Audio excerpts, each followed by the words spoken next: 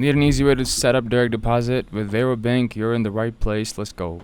First, open the Varo app on your, I'd say on your home screen. You can find tap Move Money and at the bottom, and then select direct deposit. You'll see your Varo account and routing numbers. Tap Copy to grab them. You can also tap Share to email or text them directly to your employer. Next, give these details to your HR or payroll team, or enter them into your employer's self-service portal. That's all there is to it. Once your employer processes it, funds will start going straight into your Varo account on payday. It usually activates within 1 or 2 pay cycles. If you don't see it right away, just check back after a couple of weeks. And that's really it. The direct deposit is active. Money goes in automatically, no hassle. Did this help? Well, give it a like, leave your questions below, and subscribe for more quick guides. And thanks for watching. Come back for some more videos.